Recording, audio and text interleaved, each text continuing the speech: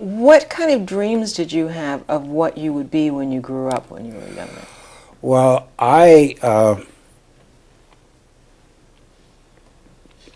think, well, there probably was some desire on the part of my mother that I be an Episcopal minister, because, there's been Episcopal ministers in the family. With respect to me, I guess it was a difference between being a doctor or a lawyer. I pause only because I can't quite, well, there were two things which drove me to the law. One was that when, I guess when I must have been about 11 or 12,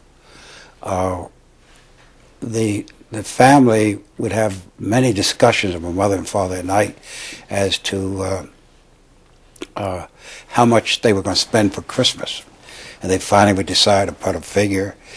And then since she had to go in town, my sister would say, well, Mother, why don't, because she was 4 years older, why don't you shop for me first, and I can take the trolley and go back home and start getting dinner. Then you can shop for the two boys. Well, that meant if you went to John Wanamaker's, you spend the first hour going through with the ladies, and I did like that, and I'd go outside. But by this time, this is early December, so it's cold. So I walked over to City Hall where they had the courtroom, and I went up to saw the Supreme Court, and I saw these men arguing. I didn't quite know what they were arguing about, but I came over and said, "You mean tell me you get paid for doing that?" So that was one reason why I felt I decided to be a lawyer. The other reason was that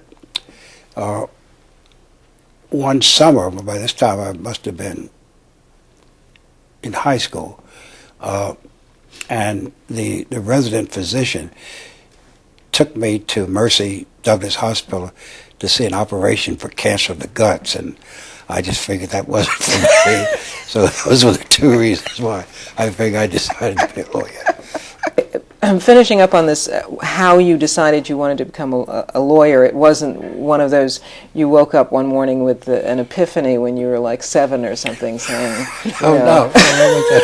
Those were the two reasons. But also, I knew because, as I said, I had heard about Charlie Houston and he, what he was trying to do, and it just seemed to make sense. And my father was at the Boys Club, and they would have meetings in downtown, the United Fund, and some of the people that would be lawyers, and they'd come back and talk about what lawyers did, and it just seemed to me a good thing to do.